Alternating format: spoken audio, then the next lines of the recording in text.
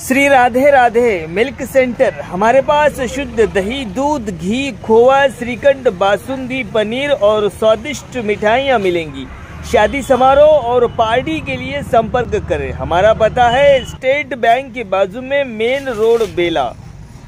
प्रोफाइटर सन्नी उर्फ Abhilash Gaur. Mobile number है हमारा 7989676718 और दूसरा नंबर है 8886797235।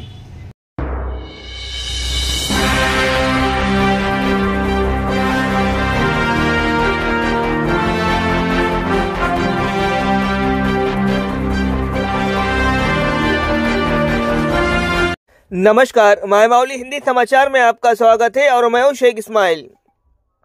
आदिलाबाद विधायक पायल शंकर ने कहा है कि केंद्र सरकार आदिवासी क्षेत्र के उन सभी स्कूलों में जहां आदिवासी बच्चे पढ़ रहे हैं सभी सुविधाएं उपलब्ध कराने की मंशा से काम कर रहे हैं ताकि शिक्षा व्यवस्था अच्छी हो। मंगलवार को बेला मंडल के देवाजीगुड़ा, सदलपुर और सैदपुर 1,50,00,000 रुपए की गांवों में आश्रम विद्यालय में अतिरिक्त कक्षाओं के निर्माण एवं विकास कार्यों के लिए सांसद नागेश के साथ भूमि पूजा किया। इस अवसर पर उन्होंने कहा है कि केंद्र की भाजपा नरेंद्र मोदी सरकार ने आश्रम विद्यालय में सभी सुविधाएं उपलब्ध कराने की मंशा से राशि स्वीकृत की है। दिल्ली में मौजूद नरेंद्र मोदी सोच रहे हैं कि इस गांव को क्या चाहिए, वो इन स्कूलों और सुविधाएं मुहैया कराने के लिए मॉनिटरिंग कर रहे हैं। उन्होंने कहा है कि विकास का मतलब सिर्फ सड़कें बनाना और पेंटिंग करना नहीं है। उन्होंने कहा है कि यदि समाज के सभी परिवारों को सुधारना है तो केवल उस परिवार के बच्चों को उचित शिक्षा देने से समाज नहीं सुधरेगा। हमने सोचा था कि तेलंगाना राज्य के बाद कई समस्या हल हो जाएंगी। उन्होंने कहा है कि केंद्र सरकार ने लाखों करोड़ों का बजट दिया है। केंद्र सरकार की कल्याणकारी योजनाओं का समुचित उपयोग करने में न तो पूर्ववर्ती सरकार और न ही ये वर्तमान कांग्रेस सरकार कर रही है, बल्कि ये सरकारें विफल रही है। उन्होंने कहा है कि देश की सत्ता पर काबिज नरेंद्र मोदी बेला मंडल के सदरपुर गांव में की समस्याओं को समझते हैं, लेकिन राज्य में शासन कर रही है सरकार को यह समस्या दिखाई नहीं दे रही है।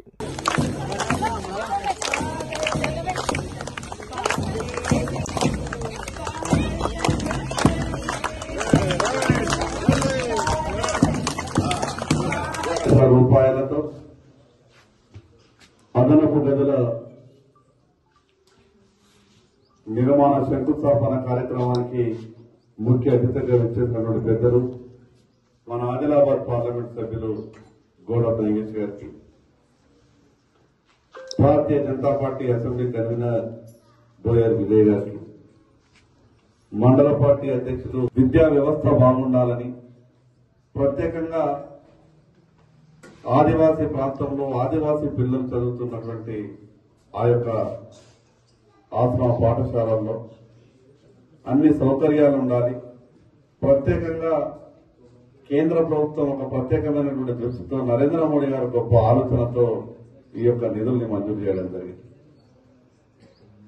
ఢిల్లీలో ఉన్నటువంటి నరేంద్ర మోడీ గారు ఆలోచిస్తున్నారు ఏ గ్రామానికి ఏం కావాలి, ఏ పాఠశాలకు ఏం అవసరం ఉన్నది, ఆ పాఠశాలలో ఉన్నటువంటి మౌలిక అవసరాలు ఏమున్నాయి. ఈ రకంగా గొప్పగా ఆలోచిస్తున్నటువంటి ప్రధానమంత్రి నరేంద్ర మోడీ గారికి ఒక్కసారి మనం కృతజ్ఞతా భావంతో చప్పట్లు కొట్టాల్సిన అవసరం. విద్యా వ్యవస్థ బాగున్నప్పుడే మిగతా అభివృద్ధి అంతా కూడా సాధ్యమవుతుంది. అభివృద్ధి అంటే కేవలం రోడ్లు వేసుకున్నంత మాత్రాన లేదా మిగతాదేదో రంగులేసుకున్నంత మాత్రాన అభివృద్ధి కాదు. ఈ సమాజం బాగుపడాలంటే, ఆ సమాజంలో ఉన్నటువంటి కుటుంబాలు బాగుపడాలంటే, ఆ కుటుంబంలో ఉన్నటువంటి పిల్లలకు సరైన రీతిలో చదువు అందిస్తే గాని సమాజం బాగుపడదు.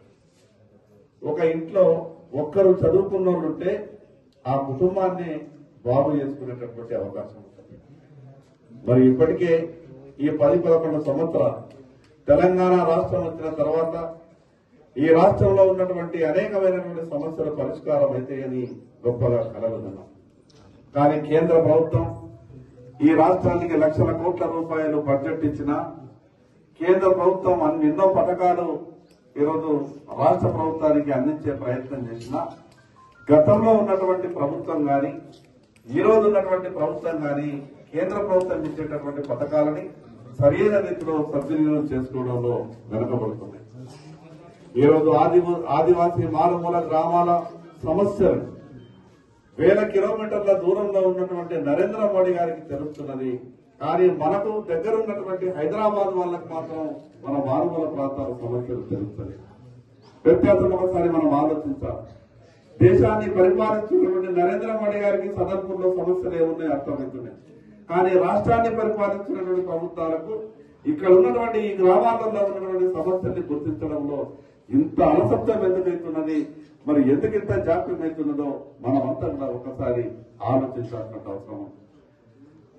మరి ఇంత గొప్పగా దేశాన్ని పరిపాలిస్తూ అంతర్జాతీయ సమస్యల్ని పరిష్కారం చేస్తూ ఈ దేశంలో ఉన్నటువంటి అన్ని సమస్యల మీద దృష్టి పెడుతున్నటువంటి నరేంద్ర మోడీ గారి పరిపాలన తీరు ఈ రాష్ట్రంలో కూడా ఆ రకమైనటువంటి పరిపాలన వచ్చినప్పుడే మిగతా సమస్యలన్నీ కూడా పరిష్కారం అయ్యేటటువంటి అవకాశం ఉంటుంది. ఎంపీ గారు పూజ చేస్తూ ఒక మాట తన మంత్రిగా ఉన్నప్పుడు ఇక్కడ ఇచ్చినటువంటి అనేకమైనటువంటి ఆదివాసీ ప్రాంతాల్లో ఆదివాసీ గూడెలలో అనేక అభివృద్ధి కార్యక్రమాలు చేశారు. మళ్ళీ తనే ఎంపీగా గెలిచిన తర్వాత ఈ యొక్క అవకాశం రావడం నిజంగా మా అదృష్టంగా భావిస్తున్నా. మీ చేతుల మీదుగా ఇటువంటి గొప్ప కార్యక్రమాలు జరగడం రేపు భవిష్యత్తులో కూడా కేంద్ర ప్రభుత్వం నుంచి అనేకమైనటువంటి నిధులు ఈ జిల్లాకు ఈ అసెంబ్లీ నియోజకవర్గానికి మండలానికి గ్రామాలకు వచ్చేటటువంటి అవకాశం ఉన్నది. కేంద్ర ప్రభుత్వం గొప్ప ఆలోచనతో ఈ దేశాన్ని పరిపాలిస్తున్నారు. ఏ రాష్ట్రంలో ఏ ప్రభుత్వం ఉన్నది, ఏ గ్రామంలో ఏ పార్టీకి సంబంధించిన సర్పంచ్ ఉన్నాడు, ఏ గ్రామంలో ఏ పార్టీకి సంబంధించినటువంటి మండల ప్రెసిడెంట్ ఉన్నాడు అనేది కేంద్ర ప్రభుత్వం చూస్తుంది. ప్రజలకు ఉన్నటువంటి కష్టాలని దూరం చేయాలని మాత్రమే కేంద్ర ప్రభుత్వం గొప్పగా ఆలోచిస్తున్నారు. ఈ రోజు ఉన్నటువంటి రాజకీయాలలో నాయకుడు పాయల శంకర్ గారు, మా భారతీయ జనతా పార్టీ ఊగుర్తు పార్టీ అధ్యక్షులు దత్తా గారు, మా విజయ్ బోయర్ గారు సదల్పూర్ జాతరలో దర్బార్ పెట్టారు. మీకు ఉడికి బంతాయి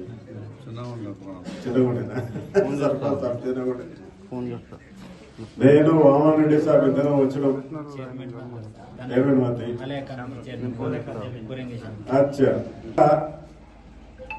చాలా సార్లు వచ్చిన దర్బార్ సందర్భంలో గ్రామస్తులందరూ అడిగారు మాకు ఒక ఆశ్రమ స్కూల్ కావాలని చెప్పేసి. అయితే మరి ఇక్కడ ఎందుకంటే అప్పుడున్నటువంటి పరిస్థితుల్లో